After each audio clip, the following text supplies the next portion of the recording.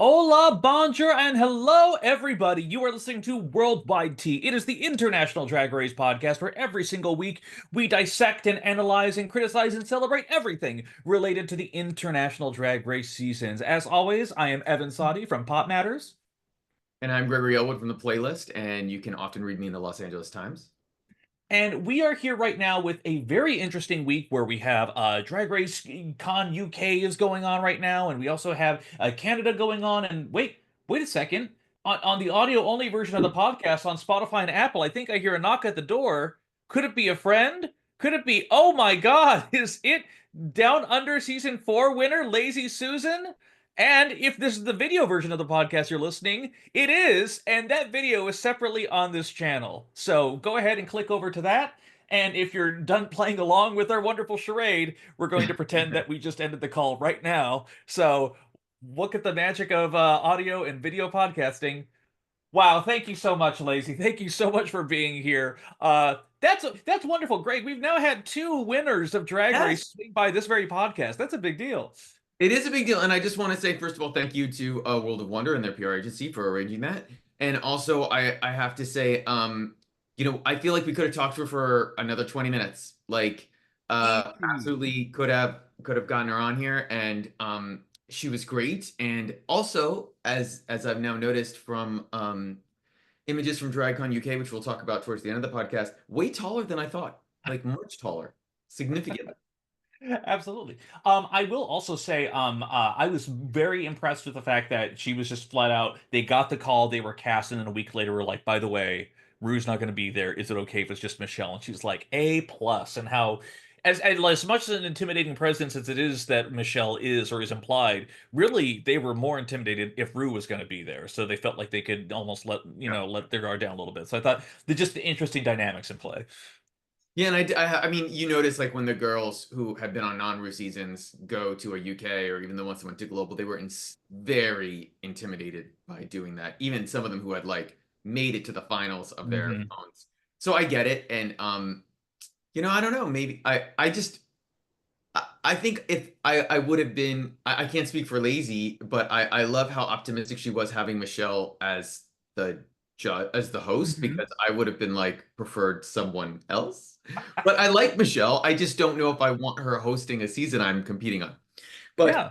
not because of like attention, just because like sometimes I really like don't know if her takes are, interesting, Yeah. to say the least. Exactly. Well, either way, we still have at least one season to get to. A winner about to be crowned, amazingly. So I don't know what we're going to do in the interim while we wait for any international announcement to come through.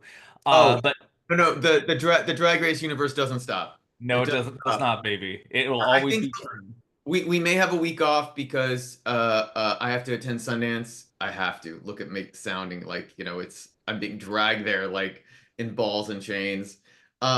And you also, I think that same weekend will be out of town. So maybe we skip one at the end of the month and come back in February. We'll figure it out. But no, it never stops, won't stop. Politics can't stop it. Governments can't stop it. It'll keep going. We'll find a Nothing way. can stop it, baby. Nothing. And that is also part of the reason why, just so y'all know, in this House of Love, we believe that all drag is valid and no queen ever deserves online hate. And as American entertainment journalists, we may not get every cultural reference and always appreciate corrections. And there are some truly great queens out there who simply aren't good at Drag Race, and we celebrate them all the same. Yes, even Acacia forgot. We will celebrate on this podcast in some form. So, with that said, Canada careening towards its finale right here. It is fascinating what's going on with this episode here. First off, Michaela, the whole everything it was weird because in the recap for the previous episode, they recapped the entire Michaela Xana blow up kind of Mhm. moment there. Great favorite workroom fight of all time. And they pushed through, and Michaela was like, I regret some of the things I said, but ultimately I feel I was right. And when I look back, watch this back, I'm going to smile is what she said, which I think was very interesting. How she acknowledges that certain things maybe shouldn't have been said, but I saw some clips already from last week when Xana left the stage and a lot of people were applauding, and Michaela was not doing any of that. She was still very much in her feels. So we'll see how that plays out. Again, the week of that episode, they were still at the same bar together, still clearly kissed and made up, but. Uh, It's interesting because this episode explicitly referenced two other workroom fights that have happened on Canada seasons, Yes. and I don't know if this one is necessarily going to be referenced in the exact same way. We'll see. I think they want it to. I don't know Yeah. if it will. Um, but you know, we talked about this before. Like the if the producers of Canada have done one good thing, they've tried to be innovative, and they realized a couple seasons ago, probably with Fierce, actually, though they probably even realized that the first season with Jimbo is that if they cast interesting personalities and Mhm. put them in a room together, that for some reason in Canada domestically for them it plays better than it might play in the US or in another country if they're bickering and fighting and having, drama. And it's entertaining for everybody else. Although at this point it just feels a little produced, doesn't feel as genuine. I wish it felt more real, but like the moments like Jaylene earlier this season talking Mhm. about the indigenous background and what she's gone through, that felt real. That's a great part of this season. But anyway, Yeah. Evan, can we talk about how last week the mini challenge was an improv challenge where people tried to audition to be Brooke's assistant, and once again we have another mini challenge with the Queens trying to be a news reporter, not Hmm. even auditioning for Tracy Melchior, and that's her day job. Hmm. Doing it with Brad, and Hmm. we already know these queens are not comedy queens. Like, for as good as the production is, at what point did they not stop and say, maybe we should just do the limbo? Like, maybe we should just, do something more fun than waste the time with this. What was your reaction? Well, and for me, like like it's stupid, it's fun. I mean, this feels like very out of Whose Line Is It Anyway? This exact kind of green screen reporter segment here. But like for me, I was just thinking back to España season one, where they had a challenge where they had to put on their own makeup in the complete darkness with no mirror. Like they did that, and that was super fun. I really enjoyed that. You could even argument that shows you your talent as a queen. Like if you know 100%. your face and you can figure it out, yeah. But not this was just oh. Yeah, they Also Perla looks more like a man in that wig than in real life.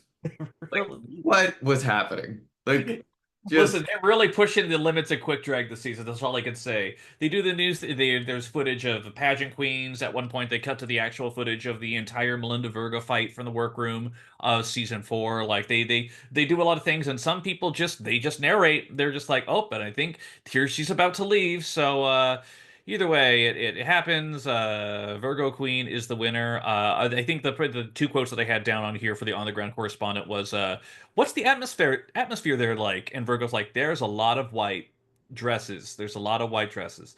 And then Helena talking about when they had the liftoff footage saying, in space, no one can see her lashes. And yeah. no, I was also gonna say they made some in listen, we are no one should spend this much time talking about a mini challenge, but it was so pointless and like a weird production choice. So I did love Helena's Canadian accent. I actually thought she won this mini challenge. And And then it they seemed to go favor her that way too. Yeah. and then they go to Melinda, and only some of them reacted to that footage. They didn't show Michaela, who, by the way, just had a Melinda moment. Why did they not show her? They didn't Right. show me with that footage. I'm like, okay, were they terrible and you don't want them to look bad? And then they're like, Virgo wins. And I'm like, wait, what?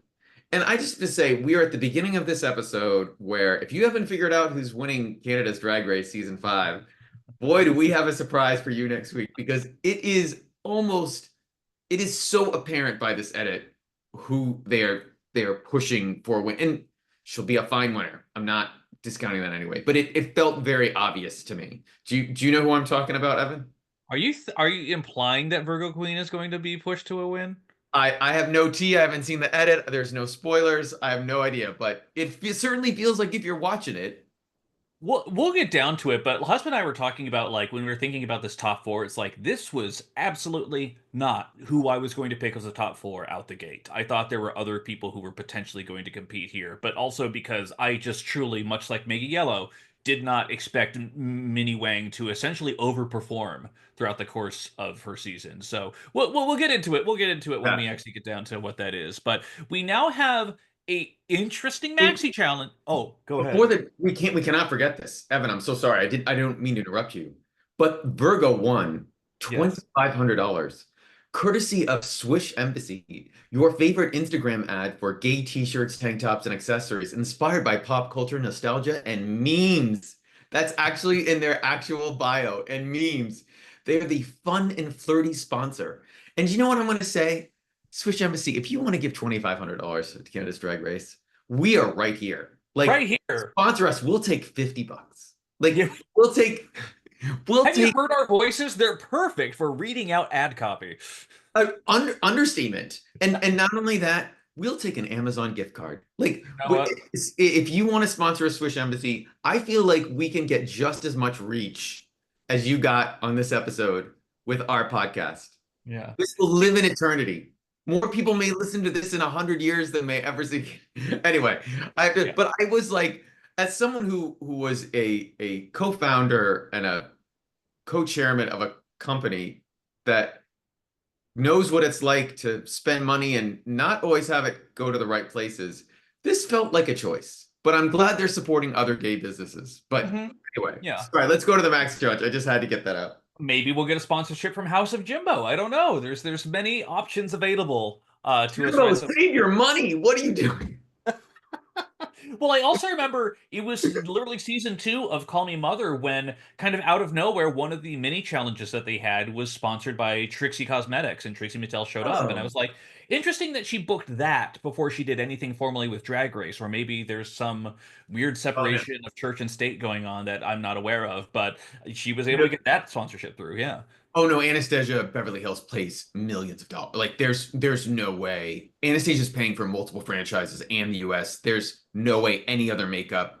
In fact, the only reason NYX makeup just did this thing at DragCon UK is because they have a deal with DragCon with the BBC and with Drag Race UK. That's why. So yeah, I mean, who knows? Maybe things will change, but Yeah. yeah, I And don't I think. think if anyone has the tea as to why there isn't a makeup sponsorship or a makeup prize in Canada this year, we would like to know. Because remember, at the start of every episode, it's you always get the pledge of $100,000, but they no longer get a year's supply of makeup from Shoppers Drug Mart or whatever the fuck that they had prior. So it's something's up with their worldwide tea podcast at gmail.com if you happen to know what happened there. Interesting. I don't know. Yeah. But we do have a maxi challenge. Oh, yes, we do. I'm sure they would have lots of sponsors for What Just Happened, their Andy Cohen-esque style talk show on here. And it's weird because they've done similar talk showy type things before. Like, we just had Drag Race UK 6, where they had the actual Graham Norton show actually just show up and the Queens be interviewed for it. It's interesting because I think the whole point of Drag Race is that you are supposed to do things that RuPaul has done on her way to her descent. And that's why, as much as I love Canada for being innovative with the challenges, when it comes down to shit like Snatch Game the musical, you've overextended your, thoughtfulness. You overthought it a little bit here. This is media training. This is absolutely what you have to do. Drag Race US Season 2, you have to sell a book and a drink in the course of a quick sit-down interview with a newscaster. Like, this is all shit you will genuinely have to do. And so I think it's a good idea. They really don't do a lot of prep work. They just basically get pretty and show up on set, is what it is. And it was weird for me because they all looked spectacular. And spoiler alert on this one here, I don't know how you felt, Greg. I just, in the course of this thing, I didn't think anyone did bad. I really don't No. know if there was, I don't know how they split the hairs on this one here because everyone seemed to do a pretty good job. And also, I'm standing Helena Poison, but Hmm. I didn't think she necessarily I didn't know who won. Like I didn't feel like any of them won or any of them lost. And I do think eventually it came down to the runway. But I did think that the other interesting thing about this was yes, it was definitely a homage to what just happened, watch what happens live. But it also was a little bit of bring back my girls, like in terms of the T.S. Madison thing that they keep throwing in our faces from DragCon, which is not as good as they want it to be. Because, girl, I love you, TS. This is not your bag. But I thought Brad was very good here. I can't remember. Tracy was on the panel, right? Like she was there. Yeah, Tracy. she was. She was on the panel this Oh, week along with Brad and TS. Yeah. yeah. So it was interesting that she didn't do it, but I thought by having him and he's sort of a little Andy Cohen-esque was like sort of smart. And I liked some of the it's funny, like you can see on paper that all these ideas were good. Like the chopping block. Like they were doing takes on like the watch what happens live games that they do. Defend your drag. Um, Mm-hmm. tell someone to do with drag. These were all really interesting things, and the queens just like most of them couldn't volley with them. Like it wasn't as interesting as they wanted, and who knows how long they actually went for with this God. Yeah. it down. I mean, listen, it wasn't Drag Race Down Under's Snatch Game, which was cut to which we didn't even have time to ask Lazy about, which is one of my questions. It was like, why was that 3 minutes? But I did think, Michaela had a great answer about drag children.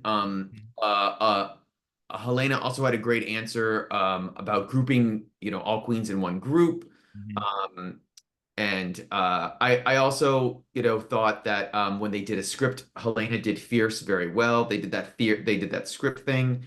Maybe that's why Perla was like, it was that so odd. Yeah, it Bizarre. felt weird. It definitely felt like I'm done playing with certain toys now, is kind of the vibe that I got out of this episode too. Like when they're doing the dice game, like they had to pick who's the most fashionable. Everyone said Perla. Who's the least? It was a tie between or Minnie was like down at the bottom there. Best mug was Helena. Helena had the great moment of like, don't think about it, just pick my face. Yeah. Like there was, great little moments in there, but and of course, it was actually low key one of the better ways to introduce the surprise family video moments too, because like they're here, they're in the middle of a challenge, and then suddenly have to get emotional and vulnerable, which everyone did.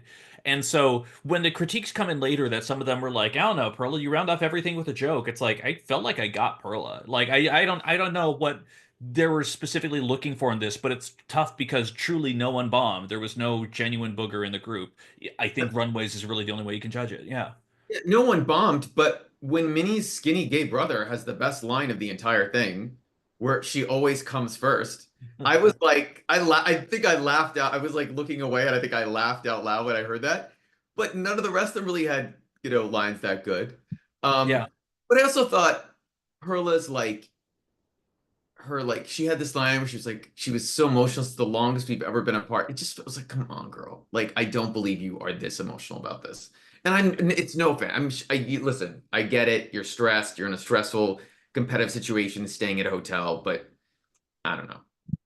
That part, which by the way is for some reason I heard so much in the course of this episode. That was the catchphrase of the day. That part. That just came up over and over again. They do actually have another very emotional workroom discussion after the segment. Perla talks about the child abuse that she received from her dad and getting restraining order on him. Virgo talks about being drugged at a bar in the village and being assaulted.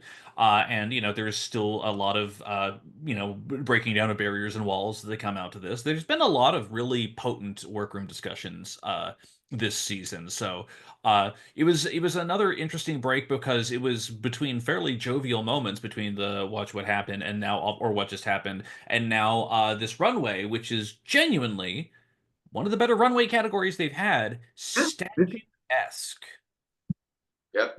Let's dive into it if you're Before we cool. get into Oh, the runway, though, I do have to say, Brooke comes out and she talks to all the panel. queens on the panel, or all the judges on the panel, and she says to T.S. Madison, "What is the key to a riveting interview?" And again, I'm not trying to trash on T.S. Girl, I love you on Renaissance. I will stand you. I will pay to see you perform. Like, I love you. But as someone who does for you, this is not your bag. Like, and for Brooke to say that, I was like, girl, come on. Like, please. Ugh. Anyway, Ugh. Anyways, statuesque. Let's do it one by one. And really, do we need to do anything else? Because the second that Helena walks out on this goddamn runway, it's like she's. I don't know how you feel about her runway package this season. I know she's always been polished. I know she's always been like clean, but she doesn't always have wow moments on here. And as a drag queen, you don't necessarily need to have a wow moment for every runway that you do. Something could be polished, it could be professional, but holy shit, this was a wow moment. Coming out here as an actual grade statue with kind of this fabric and this incredible sense of monotone that is achieved between the fabric and what she picked out for her makeup for her skin tone. Just like an actual masterpiece, genuinely. You know why it was so good? Is because when she came out and she turned around, unless you watch it two or three times, even though the line, because of how the design is and the lines are, she's wearing like a bodysuit on her arms, but you don't recognize it. You don't see the lines of the shirt like in the corner of her shoulders, which often people go like, oh, it looks like a bad bodysuit or like what. That's how good it was. And that was what was like, whoa to me. And the makeup is incredible. Yeah. But the other part about it was I just wrote stunning, and I just can't wait to see her on Dragula Titans. Can she just skip the other Dragula season and go to the all Right. one? Because Can't make I this happen.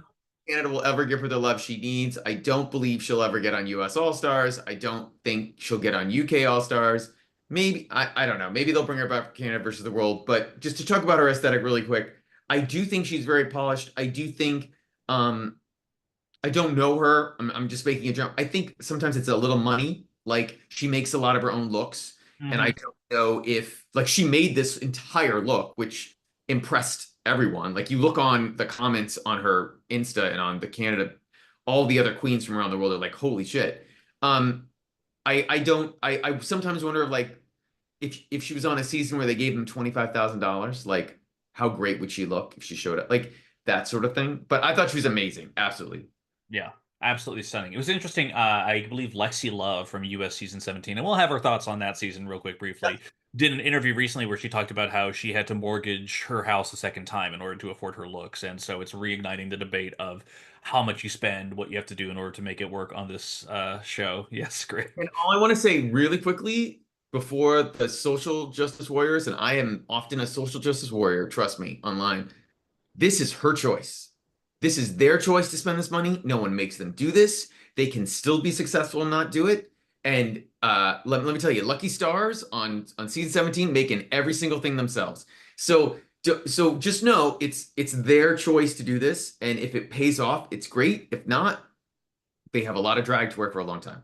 Apparently, Lucky Star's entrance look was actually broken, and they weren't able to wear it, so they made their entrance look 2 days before they actually walked in. The sister of Nina Bonita Brown. I Just that. truly, but somehow preferable. I don't know. We'll see. We'll see what goes on. It's exciting. I bet I like her personality slightly more. Yeah. Absolutely, yes. Now, Greg, more than anything else, we've been doing this podcast for months at a time. We have our wonderful hundreds of followers that are listening to us. I need to ask you, there's never been a question more pertinent, more insightful. I'm not going to prep it with anything. I just need to know, But it is. what was your thoughts on Perla's statuesque look? I literally wrote, I don't like it at all. Like I it's funny because TS girl, I love you, was the only one who got it. But so I guess she was trying to be a bust. Yes. But I didn't get that at all. This is one of the few times I've so agreed with Brooke. If you have to explain that, I did not get it from what it was. And it was partially because of the materials that she used for what she was wearing. So the Yes. quilted jacket made it look like it was not stone or marble or anything. It made it look like she was trying to do a fashion moment. And I think 100%. the idea of having the ponytail all the way around the hair, it didn't work, and you could see that it wasn't a clean ponytail. It looked messy. I didn't. Again, she wants to be a fashion queen so bad, and the attempts are there, but it's all not coming together yet. It's But that's it's just my take. Truly, I mean, and this is one of those things where I'm not sure I would go as far as drag closet with this one here, but it definitely feels like she was trying to force this Yeah. look out of other great elements. And I think the worst part is that there are great elements here. And like for the fashionistas out there, she was going for Schiaparelli, she was going for Dior with the silhouette. She was going for like these very specific references on here that don't necessarily add up to statue. She had the idea of like she had the gold tears coming down and then there was the gold on her fingers here. Great idea, still didn't necessarily tie into the theme of the look. So it's the tough part where it's like we can clown on it and we can be like upset about it, but at the same time it's like we've seen so much worse on here. I just feel like it's not bad so much as it is misguided is how I would define it more than anything else. I just thought it didn't nail the prompt. Right. If And you saw a photo of it, would you get statuesque? And like maybe, but like it'd be still be a push. but like it was the easiest. If you were just judging on the runways, it was the easiest bottom, like Yeah, out of all. Like the rest absolutely. of them were actually very good. Like I was down for most of them. Well, and I'm curious about that too because when Virgo came out, Virgo came out as the Athena Judgment statue on there, and it Mhm. was the thing where it was effective, but it was surprisingly calm. It was just like it was just there wasn't a lot of detail on it. The dress was pretty straightforward. She was holding up the little justice weighing scale thing, and it was like for some reason the judges seemed to like it a lot more than I did because my immediate reaction was like it was just okay. It didn't again, it didn't have that wow factor. Maybe I was just spoiled by the fact that Helena had just walked just a little bit prior. No, no. I think there's a couple things at play. I wrote down in the most positive way, not in the Aretha Franklin way. Great gown, beautiful gown, like looks beautiful, like not upset at it. But also it reminded me very much of she had that look that was also like a little randomly referencing the Jennifer Lopez. Like remember it looked very it was green. I'm trying to remember which Oh episode yeah, it yeah, was. yeah. Was that was the Oscars dress, was it? No. Yeah, yeah, Yeah, no, it was earlier. It was like sort of, season it two. sort of referenced that Yeah, officer yeah. dress a little bit. And it also looked like she made it, which is great. But again, Virgo, I feel is like another queen, like give her $25,000 and what could she do? And 100%. that's not a read on her. I feel like she's had a very solid runway package. And I thought that them going overboard for her this week was a we are looking at all five of you, and we have one more episode, and we need to figure out who's going to win. And I felt it was a little bit of that. I didn't think she did anything wrong this episode. I thought they gave her a lot of moments in confessionals that made her seem more charismatic and sort of bigger than she's been before. Um, but we'll get to it at the end of the episode, but it was what it was. I have to say, the one that sort of surprised me the most was I thought this was Michaela's best outfit she'd had the entire season. Like, no, I shouldn't say that. The one she did with the jeans Jeans. Yeah, and yeah. was incredible. But this was literally her second best, and I was whoa, like this is really good. Was really stunned by it. If I to be fully honest, it was sparkled. I mean, the tone, the color tone that she had for herself was just absolutely incredible with this Nefertiti styled bodysuit with the staff and everything. This gorgeous royal blue that was running throughout it. It had some sparkle in it. I'll be honest, my biggest thing, I just wanted a little bit more sparkle. I wanted a little bit more shiny. That was probably my only thing because it was so wonderfully constructed. It was definitely above safe to good to top. It was in that range, but yeah, it was really, really solid, and I was very happy for her. And later on, during spoiler alert, the lip sync, when she takes off her wig and she has that little shock of red hair going through there, I love her when she wears those fucking wigs like that. It just does something to me. It's fantastic. Yeah.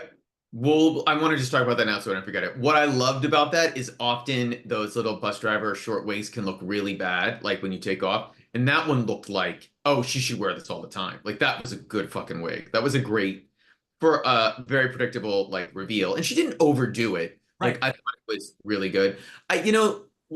When I think about it, one of the things that I'm wondering if in person and why she was in the bottom, because I don't know who else you'd put in the bottom, to be honest. Right. Virgo maybe because we'll get to Minnie, but like it maybe it had those designs that literally looked like they were cut out and put on the Mhm. velvet. Maybe it looked more crafty in person. Maybe on TV it looked better than it actually was, and that maybe Too, they yeah. did for that because she Yeah. was she was good in the challenge. They just had to put someone else in the bottom, and I think when we get to that, we'll realize Perla was like, okay, it's time for me to go, but whatever. But listen, if Helena didn't win, Minnie is giving. It's not been all great, but she is. It is not an unfair comparison to say she has been the marmalade in terms of runways of this season because this was. I just wrote slay, slay, slay, slay. Like this is incredible. I had a friend who messaged me and he's like, I don't understand. Like, what was she? And I'm like, they showed a picture of They the showed the fucking photo. Yeah. like they knew what it was. Like they got it. And even then, it still looked like a statue to me. Like I don't. But that was incredible. What did you think, Evan? I mean, just stunning. It was the crustacean wig because it was like a wig and a headpiece at the same time. Like it was this elaborate piece of mechanic, like machinery going on in order to make this beautiful crustacean shape, and then also the orange and the yellow, this darkened red orange, blood orange that look on her. It just all worked out so beautifully. I will say the only thing that I did clock was that when they were getting a couple things around there, you could see some of the boy hair sticking out under the cap on the back of the wig, which I think has not the first time that's happened to her. But like that's such a minor thing. I don't know why I zoned in on some of these details here. The overall effect was still just like I won an entire season doing that. Like I exactly. I Yeah. ever saw Lemon's hair completely pinned out of the back. I'm exaggerating, but there were multiple times where it was like, what is going on? Anyway, Yeah. Yeah, but still, overall, great runway from everyone for the most part. It was extremely impressive, especially this late in the game, because so on US we're not getting to the same levels. hey, But at least it wasn't a Marie Antoinette this week. And by the people way, we'll get to that in a second. we'll But get to that in a second. We'll get to that in a second. So, it's weird because there are tops and bottoms, and I think the tops are officially Helena and Virgo, and then the bottoms are Perla, Michaela, and kind of Minnie. Like it was such a weird delineation of how the critiques went. no, I thought Minnie was safe. I thought they made Minnie safe right away. Although I in Virgo won because of the challenge, and I thought that it was very obvious. I think they even went to the room knowing that it was going to be Michaela and Perla. Like Minnie did not seem concerned at Yeah, all. It exactly. seemed like they knew. Um, but yeah, and I don't even remember anything interesting from this workroom discussion. Was this like the Yeah. most famous workroom they've had in a while? I mean, no, they were all pretty positive. They were all pretty good about their critiques. Overall, Virgo did feel a little bit sad about not being fully understood, but they also, everyone wanted to learn the song on there. The best part of the critiques, of course, was talking about Minnie. I think he did a lot of smart things here. Like you have these parts that are helping hide the shoulders, and then you have these pads that are helping hiding the shoulders, and then dressing up like a woman and hiding the shoulders. Like they kept repeating that, which was fun. But for the most part, it was still pretty obvious how things were going to go. And yes, they were going to Chloe V2 this situation. They were going to give Helena a win, a maxi challenge win right before the finale after all this time. But her Also, win very is marmalade, very marmalade. very Like, marmalade. And also, hey, the win isn't enough because we also have an appearance from Jimbo. Jimbo comes anyway, out with a crown and a surprisingly basic dress from her, or at least more basic-ish than what she normally does. And is the thing is that as soon as she's, like, we can almost be twins, Brooklyn. Oh, we almost could be, except I have a crown. I'm like, oh my God, I keep forgetting how acidic Jimbo can be in the right situation. My God. listen, Jimbo will tell you by the way, there's this great it's not in the closet. They did a mini documentary on a bunch of queens that came out at the beginning of December. Jimbo is one of them. His is really great, although they shot it like a year ago. Oh, He talks about, but at that point he was just coming off winning, and he talks about how competitive he is and that he knows he is. And but one of the things about it is like when he showed up on stage, he was like, "Oh, he told them." He's like, "I am coming and wearing a crown on that fucking stage. Like I didn't win the first time, but I'm going to. I am your only fucking U.S. winner, prime winner. I am the biggest winner this franchise has ever had. Sorry, Priyanka, and I am doing this. And if I have to pay to do it, to pay for the prize, I will do it." And they're like, they were like, "Wait, you'll pay for the prize? Sure, come on back." But also, I would not be upset if Jimbo becomes the poopy poison of Canada's Drag Race and just a keeps popping up. billion percent, And also, I 100%. wish they would do that more. I feel like, although to be honest, I think Rita might have been. No, Rita was free when they showed it. But having like Rita come back or like having other queens like pop back, that I'm and especially now that Tainomi has already gone through the whole like thing. Like, well, they already did it with Suki, like Suki Doll. Like I think they're at the point now where they should really be bringing more of the queens back, because Down Under has shown how great it can be. Absolutely. And I think Jimbo was a judge last season at one point, if I'm not Boy, mistaken. though. In Yes. boy, not in Boy, Rex. yes. Same But for yeah, Rita Baga. right, right, right. Yeah. But yeah, the more times we can have them in there, the great. And thank goodness Perla wins a briefcase full of mini titties as well, on top of her $5,000 prize from House of Jimbo, future sponsor of Worldwide Tea. Helena. Helena won. Helena, yes, sorry, yes, absolutely, yes. And Helena was happy. Everyone seems to be happy, and Jimbo sachets away. Thank you for eliminating me.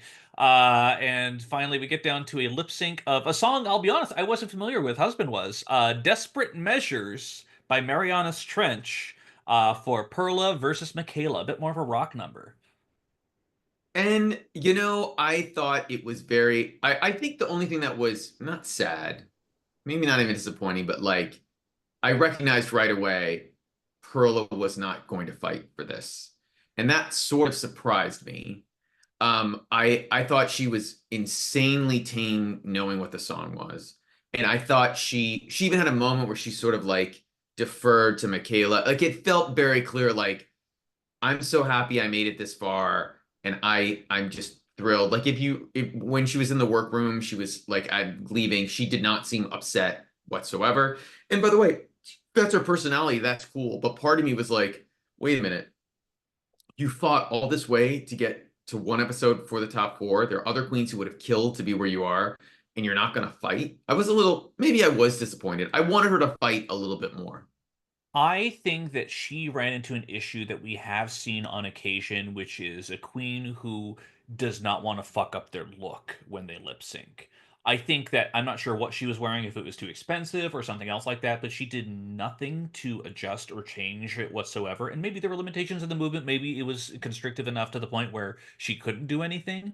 But it also partially felt like she didn't want to do anything to damage. She didn't even take off really the giant wraparound braid thing that she had for her wig hair. Like she didn't really do anything with it there. So therefore she was immediately constrained. Whereas Michaela, being in a bodysuit and being able to rip off to show the wig, was ready to go. Her whole half back bend lip syncing upside down to the camera thing for a while, fantastic. Great. Like it was so memorable and also so obvious too. So there could have been pressure. It could have been I can read the writing on the wall, so why bother? Who knows what it was? But unfortunately, Perla just sadly didn't have it in her.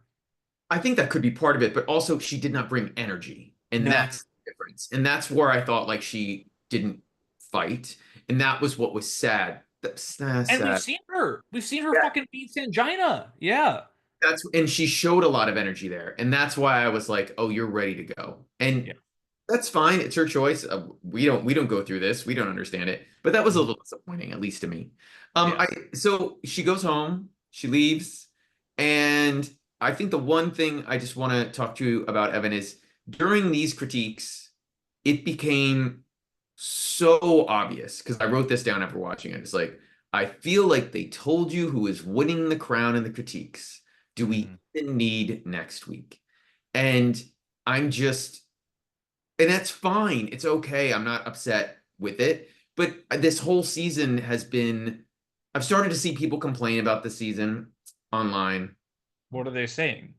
They're mostly saying they're actually blaming it on production, which is wild to me because I think production has done everything they can to do it.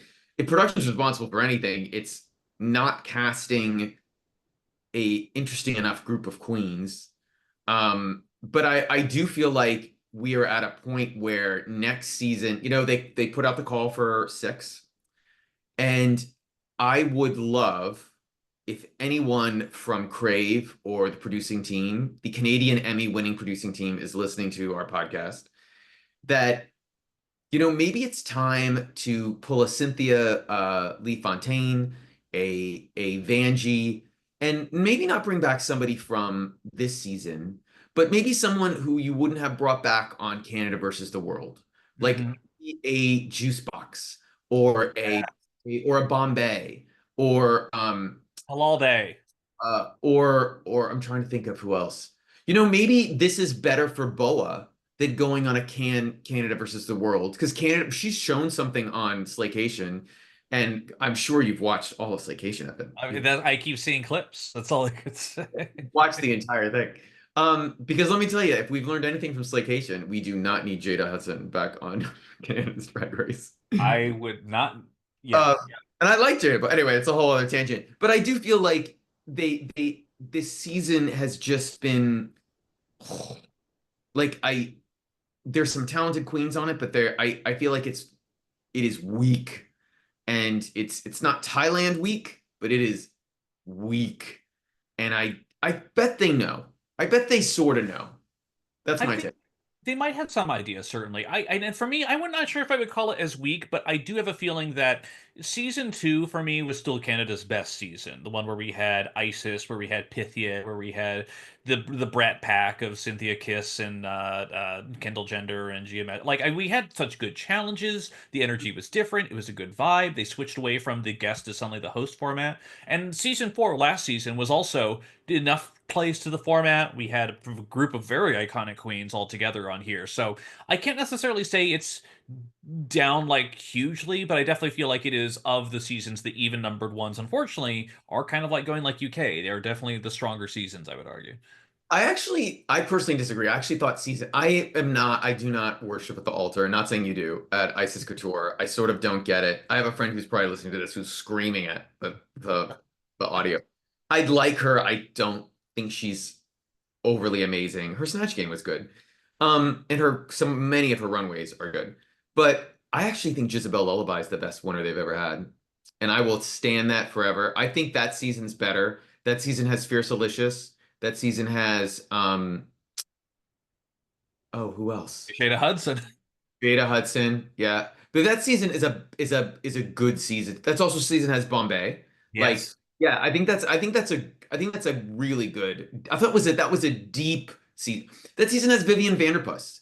That Yeah. season has Regard. See, that is what Canada's Drag Race should be to me. Like, and I'm not Canadian, but like there's a strong Montreal or strong Quebecois queen. There's some strong, West Side Vancouver, British Columbia queens. And there's great diversity, and some of them are super funny and they can perform, they can do whatever. And then season four, they went with this where Venus won, where it just was all dancers, and they got lucky because some of the queens who were interesting personalities turned out to be good at comedy, but didn't know they were beforehand.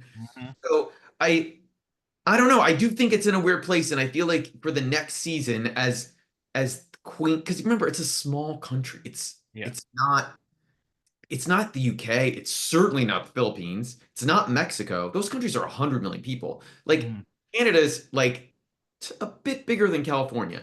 And you need the new generations to sort of like come up and like we're seeing on US and UK. And I feel like a good stopgap, as it's still clearly successful, is bring some of the vets back and let's see what can happen. But Yeah. I don't make the show. They're not paying me. Yeah, but also all I can say is that I'm still stunned in the US season how there's one queen who is age 33 at the time who they keep referring to as Auntie Grandma the entire time, which is its own thing. I'm going to tell you this. I literally would go to every single one of those season 17 and read them for filth when I see them. Like, this is embarrassing. Like, it is. I am this close to emailing the head Paramount Publicity and say, you have to cut this out of the show. Like, you have to cut these things out because I have friends who are now getting mad. And first of all, do you know who's older and looks, granted, she looks like she's in her mid 20s, older than Lexi Love? Who's older than Lexi Love? Adore Delano. Adore Delano is older than her. And Adore doesn't look any like I can't, oh. Sasha Yeah. Colby's older than her and doesn't look like an auntie or a grandma. Like I listen, I think part of it is Lexi's had a tough life and Hmm. it is on her face. Hmm. It is especially when she's out of drag.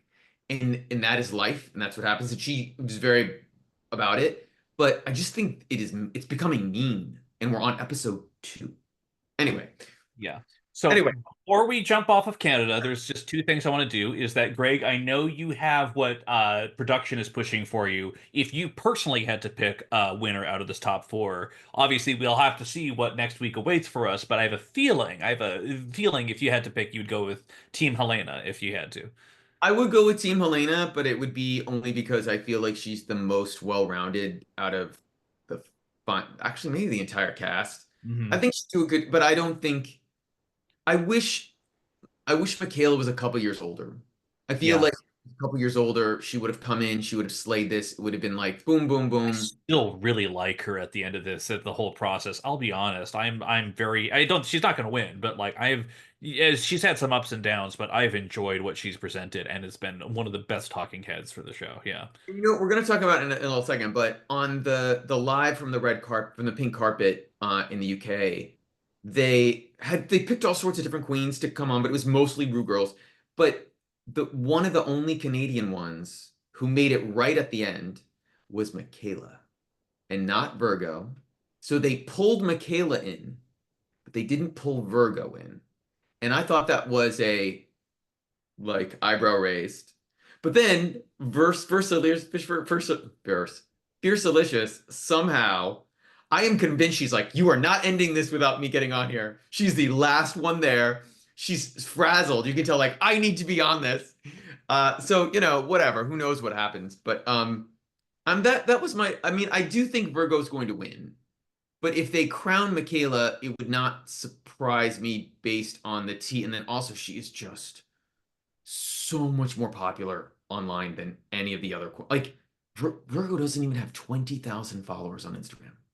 Like So before we do anything, one thing that I've always found to be a fairly good indicator of sometimes where public opinion goes, and it's like about 80% of the time it happens, is the official accounts sometimes do their hashtag team whatever, and you see not how many likes, but how many retweets those things getting. And we could talk about X and whatever all that stuff is on here, but I hadn't looked at it before, so I have it pulled up right here live just to see. And we're recording this on a Sunday, so just so you know, let's look at it live. For Virgo Queen, the retweets are around 364. For Michaela, they're around 1,200. For Minnie, they're around 626. And for Helena, they're around 462. So, yeah, Michaela is outpacing everyone on a 2-to-1 ratio, with the second one, highest one being Minnie, which is I want crazy. to look at Instagram. Did they do a team on Instagrams? Do we know? I don't know if they can articulate those posts. Let's see. We can give a look see, just absolutely. But yeah, you are not kidding. Michaela is the runaway fan favorite on there. So we'll see how that translates Yeah, to. Team Virgo has 3,100. Actually, Minnie has more than Virgo. Oh, Yeah. So I actually believe in Instagram more because I feel like there's a lot of people who don't watch on Twitter. They don't watch it. They're just watching clips. And I feel like, I don't know, it's just my gut instinct. Like, there's a lot of teenagers who don't pay for the show and watch the illegal downloads on Twitter. Um, but yeah, to be what's honest, what's Team Michaela? Helena has more than Virgo. You know, maybe they're gonna. And someone was also telling me, I thought maybe it was you or some that they've they've never crowned someone who wasn't at least close to top two in fan votes. Hmm. I think Giselle was close, and I think someone said Venus because Venus wasn't. Aurora was had more Right, likes. absolutely, 100%. Which is why I was very shocked when Venus did. Close Admittedly, though. she did the best in that last episode, but still. But Venus was close. Like it wasn't like a monumental like Right. drop. Um, it could be Michaela. And if it is, you know what? Wow and Crave will figure out how to use her and make her like, it'll be interesting. And I will say she was very good in her interview with Michelle. She did not come off, you know, over Overly as polished or yeah.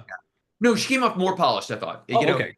Hey, listen, they shot this at this point 9 months ago, 8 months, Mhm. nine, no, 9 months ago. Yeah, so she's growing up. Like it's I'm listen, if she won, it would be fine. There's no one here who I'm like, oh my gosh, I can't believe they. 100%. If Minnie won, I don't think it would happen, but I would be very pleasantly surprised. Be like, oh, like it would just be a very shocking thing. But either way, we'll find out next week. And who knows, maybe someone else will knock on the door of the Worldwide T Studios and swing on by. We're going to keep our options open. I'll be honest, if they offer us Michaela, I think you need to just interview her because I don't think I can. I'm afraid she'll go back and listen and I will get red to felt. So I'll let you just interview her.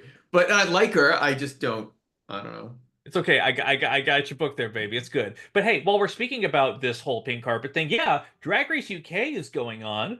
It's interesting too because I've seen a couple compilations of some of the booths now, and having just been to Drag Race Con LA just late last year, a lot of repeats, which totally understand. You spent a lot of money on this booth, so it makes sense that Tia Coffee and Jimbo and other people are going to repeat the themes of those booths again because some of it's very expensive.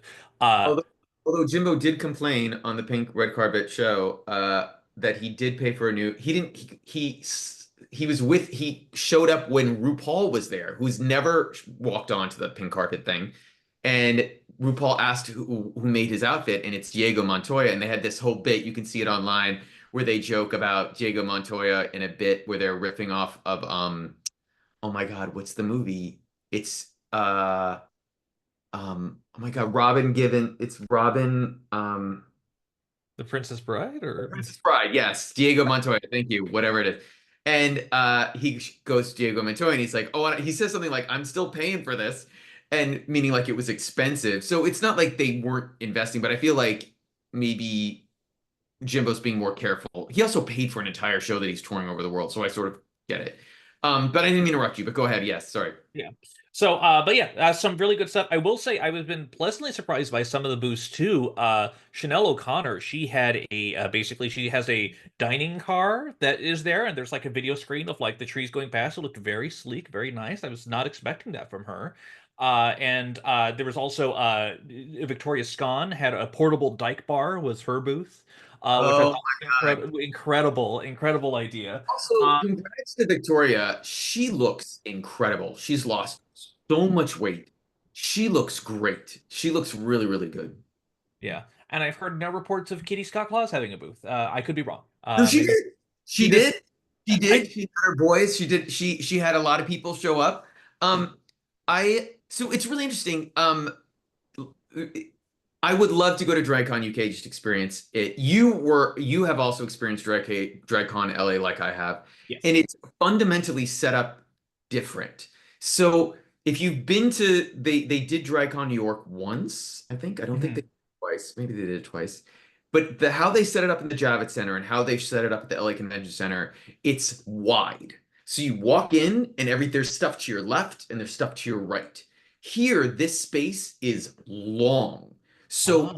it's not very wide. So it's you watch it and you go, wait, is it not that crowded? And then you're like, and then you see the shots of them doing the performances, and you're like, oh no, it's packed. It's just how it's different.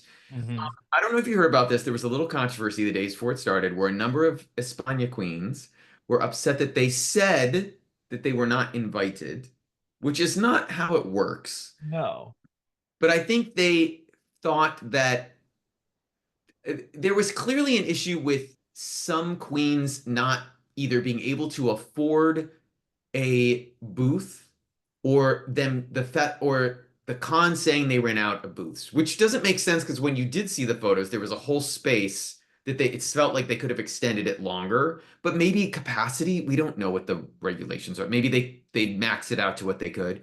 And there were a number of queens who uh like showed up at other like just at a location like there was like they called it like the International 10 or something or whatever where queens were like Lazy Susan's like I'm going to be here from 1 to 4 and then I have other things to do. So in Right. many ways it was not like the old school DragCon LAs where like the queens would be there for 3 days mostly in their booths just line after line after people, which by the way made them a ton of money. Like it did feel like a convention where they had work and other things to do. But I wish I could have gone. One of the things I noticed that was just so great. They did a Vivian tribute. Mhm. They set up the space that I think was going to be her space, and you can tell that Paramount paid for it, which was very nice of them because it was very in their branding and how they did it. They did a number of things, but they did a special. So they did the pink with the red carpet. The most interesting thing about the pink carpet was Rue showing up for a good 15 minutes because he was bored and wanted to talk to Michelle at the beginning of it, and Michelle not recognizing Lazy Students at first in a Rue moment on it. By the way, it's super entertaining. I would totally watch it, and you realize I was like multitasking watching it last night, and I was like. oh wow, there are so many queens here. Like so it just keeps going and going and going. And for what we do, it was like, oh, this is the one we would love because it's all the international queens. And I'm like, why is it during award season? Um, but anyway, I digress. There's a couple other things I want to point out was one of the things they did that piece, that show, and then also if you go on Wow Presents, Priyanka hosted a basically girl groups reunion show. And the things that I loved about it was first off, they did a reunion of I don't forgot what their name was, who did UK Hun, whatever they're like, United King Dolls. United King Dolls. And there's been, I don't want to say drama between all of them. They're all been sort of friends, but you know, Bimini's sort of like She's doing her fashion thing, her music walked thing. away She doesn't from it. seem to need Drag Race really all that much. Yeah. And now she is. And now she's back into it. And they just all seemed so happy together. And they had a blast doing it. And it went nuts. And it was all over all social media. And it was just the crowd. It was just a joyous moment in a weekend where people were sad missing the Vivian. The two other ones that I loved is our Global Girls got their Mhm. flowers. And I forgot what the name of the group was, but it's Nelly Gala, Vanity, and Kitty did their song from the show.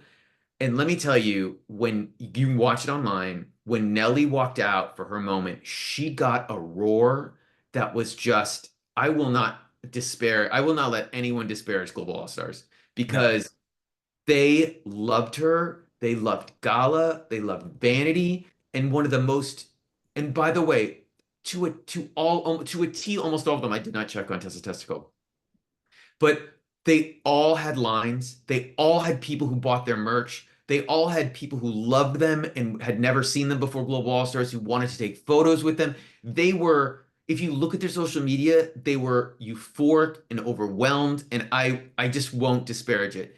I will say, when they talked to Michelle, they all, almost all of them, except for Tessa and no, even Alyssa. Um, Oh, Queen. No, no, Queen didn't make it. Maybe she had something else to do. She was there at DragCon. She didn't come to Michelle on the pink carpet, but most of them did. Like Athena did, Soa did, Nelenia did not. But the ones that did, they. So Michelle would go, "So what did you think of shooting Global All Stars?" And they would all say, "Well, it was an experience." I think one of them said, um, they basically it was all sort of insinuated that it was an adventure for everyone involved, and but that they got through it and that they appreciated it. And my favorite thing is you need to watch this for those of you who thought the show was rigged. Athena basically shades Michelle and says, "Look, I'm wearing body. Nope, I'm not." And she's like, she wore a recreation of the dress that she got sent home. She sort of redid it, but also she's come around and she loved it and experienced it. She talked about how six of them are very close friends now. Her, Pythia, Soa, um, Nelania, and who am I missing? Oh, Miranda, and one more. I can't, maybe Vanity. And there was this great video I sent it to Evan on Soa's where they all went out to dinner and they did this thing where it must have been like a circle thing on a table where they put the phone around. And you know what? They talk about how they are friends for life and that it meant so much to them. And that so I just will not disparage any more Global All Stars hate. Like, stop. These these queens loved it. It has helped. They all talk about how it has helped their careers in many, many ways. Um, and I thought that was great. And then also, just to go back to the show that Priyanka hosted, it was the first time we got to see Tongue Pop performed live Hmm. by And Ken everyone loved everyone there. I saw that reaction. The crowd was going wild for every verse. for all of them. Yeah. Also, Kennedy looks great. Like doing all those shows 6 days a week, she looks good. Um, and then the only other bummer was in that Pink reunion special is that there were certain queens I would have, and granted, you would think they would have all this time with 90 minutes to interview people, and they didn't. But like Pangina, Brooke, Nikki, I would have loved to see them stop by and talk, and they didn't. They just were like ushered off. Hmm. And the only other two observations was Pitya was there from España, Lococo was not. And that could have been because Lococo was booked already before she won and didn't know if she was going to go. There was a number of Spanish queens. There were less Spanish queens than previous. which is weird because they do very well. Like they've done very well in terms of like having lines and stuff in the past. And then I just love the Italian queens in mass that went. Like, Yeah.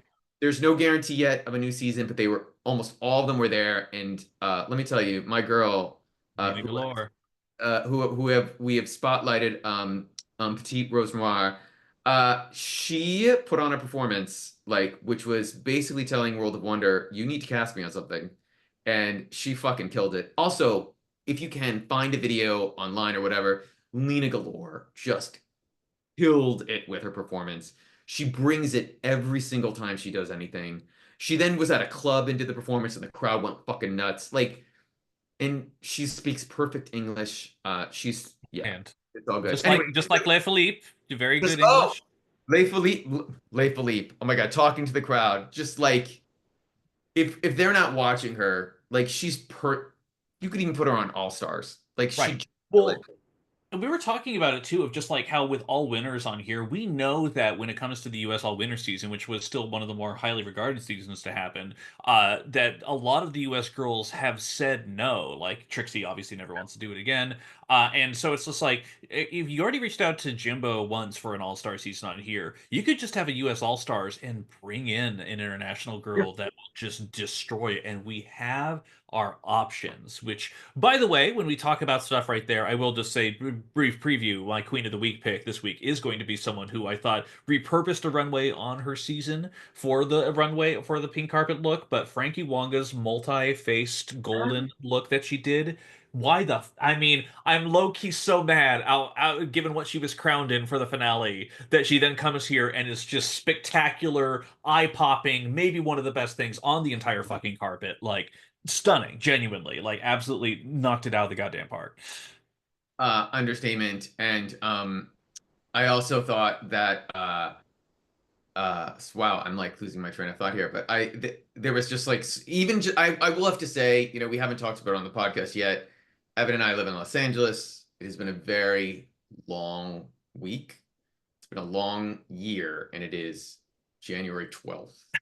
Uh, and I don't mean that to be like not serious. I'm like just serious. Like it is. It feels like this year has been 7 months and it's 12 days. It's only gonna get tougher. Only gonna get wilder. Yep, we know. Wilder. But I will say, being able to just see all this online, and it was not intentional, certainly brought me joy, and it was a great escape from everything sort of going on around here.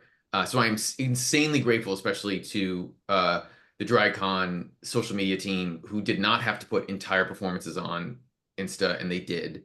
Um, Maybe they knew, maybe they were trying to be nice and kind, but that was fantastic. And the only other thing is they did not announce. They might do it Monday. They might wait a couple weeks. They announced very soon. I want to say during DragCon UK that DragCon LA was happening, and I think maybe out of what's been going on here, they might just be holding off. Not that it wouldn't happen, but just trying to be respectful. I'm not sure how many people on this podcast pay attention to stuff in awards or whatever, but like everything keeps getting pushed back. I actually got up early this morning because they had pushed the Producers Guild of Producers Guild awards announcement to today after what happened last week, and then they just pushed it again. Like I don't know when they're going to announce it now. The Oscar nominations got pushed. Like games have been pushed. It's still anyway. I hope that they announce DragCon LA soon because I've not been able to go in a couple years, and I would love to go if I can make it this summer, assuming it's going to be in the summer. Yeah. So with that said, and for the record, I will reflect it's been a very careful, traumatic week. Thankfully, Greg and I are both very safe right now, but conditions are always changing, so you always have to be on the ready. But we also had a little bit of US season 17 to distract us a little bit during this time as well, and it is certainly distracting. I wanted to get some of your thoughts as to how you thought of the latest episode, season 2, our second part of the talent show. Well, these girls are young. What was ironic was having my friends, a couple of us escaped. We just needed a break, and we went and watched it at High Tops uh, Los Feliz, which, by the way, Troy Sivan was there. So you never know who's going to show up. Troy was there with Leland. That's the world we live in.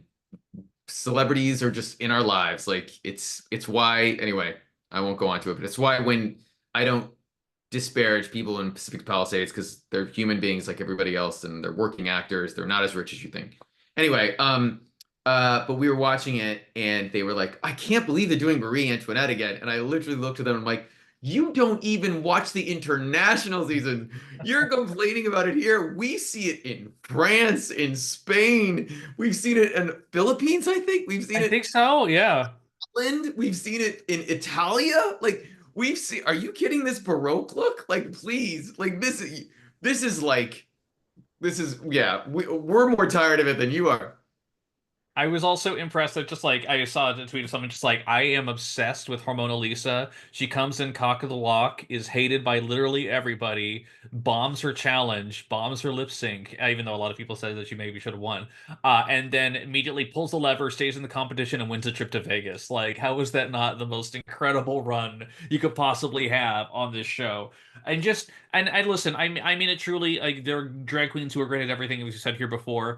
How did Acacia get cast on this show? Because when I see the looks that are showing up on there, it is rough. It is rough city. Yeah. Interesting thing, as I did a deep dive into all the DragCon UK content, the season 17 girls were there. They sent Good. them. I saw that. Yeah, yeah, yeah. Paramount brought them, which was interesting because it doesn't really benefit Paramount. It benefits WoW, but the Paramount team brought them. But it was also a chance to do more content and just get more content out from them. Uh, but anyway, Acacia was talking about how she first met Ariete at DragCon LA 3 years ago because she's a wig maker Ah. and that she was doing wigs on the side. And she was at a booth. I don't know if it was hers or a partner or someone else's, but they had a wig. That's where they met.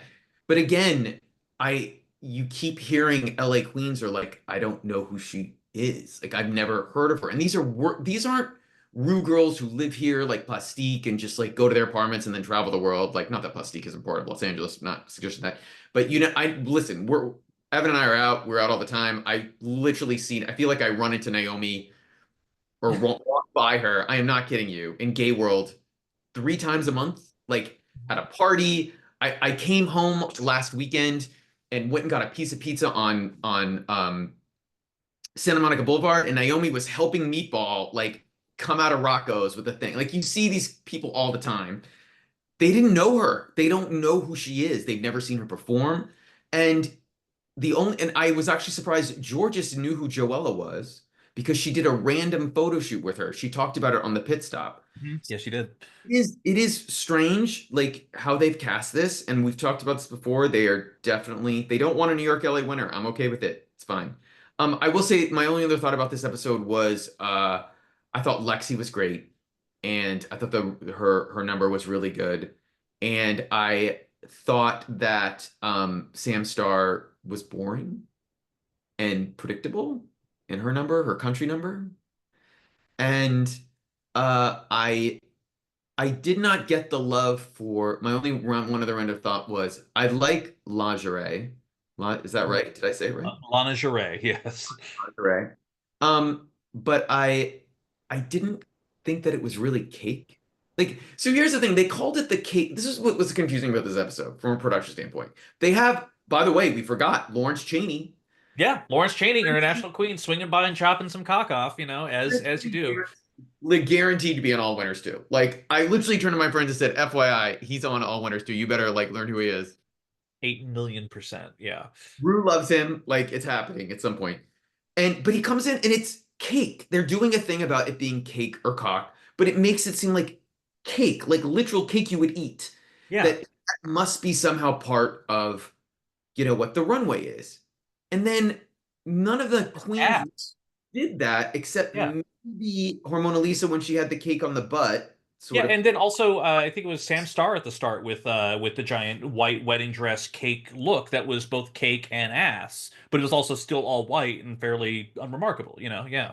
So you don't do anything all white, you don't do anything all black on that light. It just doesn't. I bet if we saw the details in person, we'd be like, oh, that cake, all sorts of things. You can't see it with the lights. But here's the thing. I don't think the prompt was the as cake. I think they did that, but I think it was one of those things where they had a description of what it was and it was supposed to be ass, and everyone else sort of like went with it how they went with it, and they're like, oh, let's call it let them, or, Right. whatever. And Yeah, it was also drag closet palooza. Corey King pulling out her fucking Monet Exchange work the world look. Like, sure, that works for it. And even Lexi Love with her in television look, also borrowing the same kind of 3D projection thing that our wonderful Lazy Susan had, was barely an ass look, but it was a great look. It just didn't read ass on there. I am confused as to what a Crystal Envy is or does. I am confused as to why she's in the top two, and her wig line is almost as hard as her rolls that she does during her lip syncs, which is just like they just feel it's almost like Xian Pushy when she did her lip sync for her life and just was flailing and kind of half doing stuff. Like she's hitting the stuff with a tap, but it just feels so awkward. I can't necessarily define what her performance style is, but it's just definitely so brutal. It's like kind of entertaining, but I'm just so it's fascinating to see. I You know will say. what? I have come around to Crystal for two reasons. Okay. One, she's harmless. She's not gonna ruin anyone's like any other queen's like experience on this show. She is first of all, she has taste because she hired our favorite Italian designer to do her promo look. Good for Uh her. but also, girl, I think even Georgia said it, or I think Georgia said it during, but she's like, or Monet did. She's that number was to audition for Vegas. Like literally, like that number was like, get me on the Vegas show, and she'd do great. She'd be Yeah. fine. I think she's nice and kind. And my friends are like, I don't like her, and I'm like, she hasn't done one thing to make you not like her. Like Right. she's not even that hot as a boy to make you feel like jealous or like whatever. Like Right. come on, like whatever, who cares? Um, and then also, yes, her hairline, but this is the one other DragCon thought I forgot. So Corey King goes on the show. Every veteran Rue girl, like I've seen so many comments, Bob, Monet, Raven, Raja, uh, um, Sasha Colby. What is girl? What is with your wit? Like, push it back. You are bald, push it back. She hears all of this. She goes to DragCon UK and does press. Does not push it back. She is stubborn. Like she is stubborn, which makes me like, oh, you are going to be drama. Like I didn't think you were, but you are going to be Oh, drama. I got I mean, the thing is that she is the sister of Plain Jane. She said that from the onset, and I didn't necessarily get those vibes off her when I saw her in the Meet the Queens. I actually thought she was very like, I'm sick and tired of these, like fake catchphrases on here. I want the real thing. I'm like, yeah, I feel that. And now in the thing, like she is gonna be messy. I don't think things have the I don't think the dynamite has been lit as of yet, but I'm sure it's getting there. 100%. Yeah. Well, listen, I think that's enough to talk about season 17. Although Dochi, great guest judge, loved her. Incredible, wonderful song too. Love Alter Ego. I love they actually both queens really attacked that, and it was great. Yeah, more Yeah, Dochi, please. made me forget about how terrible the yes, and poor Ariana. You know what I just said to a friend? Poor Ariana. She didn't deserve that. Like she didn't get to talk about her SAG nomination because they did not do comments because the Uh, fire. Like, there was no interviews, there was no public statements, and now she has to watch someone butcher on her favorite show the one now she song, has to watch someone pull a makeup brush out of their ass in the middle of their lip sync in order to make that happen. the one song she made for the gays on the album, and that's what happens. Just terrible. Anyway, so who's your queen of the week, Evan? So, I have a couple things I want to say about Queen of the Week on here. I will say outright my queen just because of her one way and because I realize that as time goes on, I think people might forget it. But Frankie Wonga. I'm putting Frankie Wonga out there because I'm people are having a moment. People are looking into, oh, she's the winner. She's the reason to watch the season, as we know on there, and I want to make sure people know that. The other thing I do want to briefly highlight, outside of the fact that our wonderful guest for this episode has highlighted Zelda Moon, her sister, for Lazy Susan, to be one to follow as well. And I will just say briefly, because we are based in Los Angeles here, the two organizations I would highly recommend if people wanted to feel to throw any money their way to help out people who are on the ground doing the work. One is Ktownforall, the Koreatown. They've been helping out homeless people from ever since I landed here. They're an incredible organization, and they partner frequently with We Feed Los Angeles, who are committed to making sure that the unhoused they actually have hot meals on a regular basis as well. So if anyone can put any love towards them, I would say those two. We'll throw those links along with Zelda Moon and Frankie Wonga into the comments, along with whoever Greg has picked for their Queen of the Week, which with DragCon UK, there's a wide possibility to choose from. Who do you got?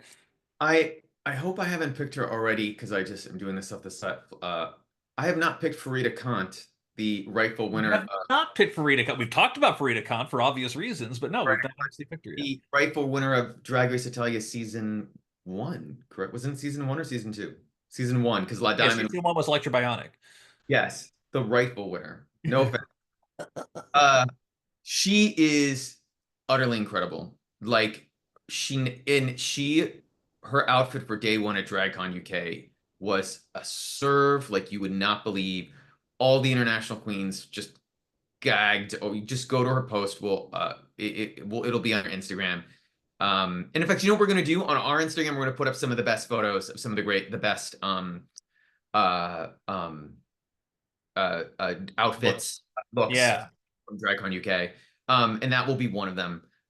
But she's an incredible performer. You may, if you haven't watched Italia, you may remember she did it was because it went viral on social media, a vampire look where you didn't realize she was a vampire, and then the blood just came all over her and entire outfit.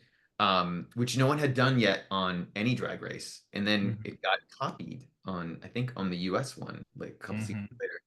And Uh, not by Vampiracian in España either. and as yes, the other one queens have done it as well. She's utterly incredible. She was drama. They were drama on season Mhm. one of Drag Race Italia, Yes, and they were. she was robbed. But her house is incredible. It's her. It's Nalenia. It's La Diamond, who La Diamond or the La Diamond? I can't remember. It's La Diamond. I can't remember off the top of my Yeah. head either. Who won season two, and Un Petit Rose Noir.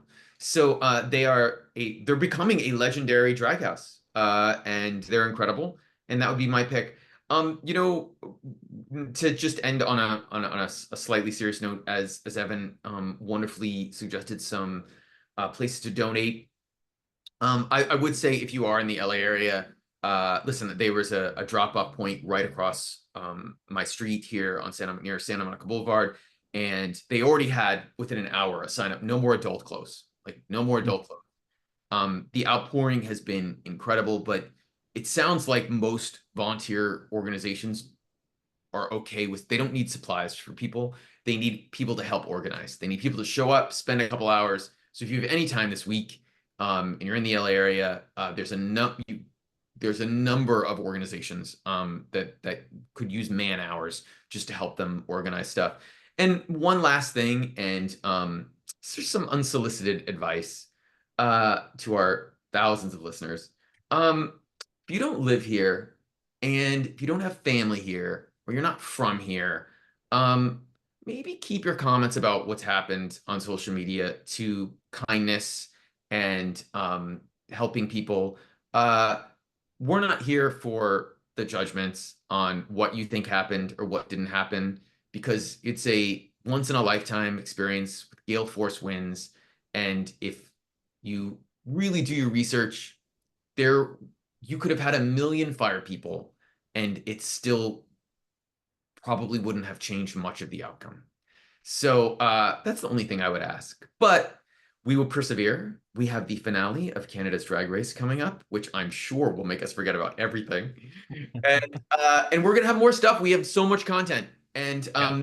before you know it, we'll have our first Meet the Queens for another new season.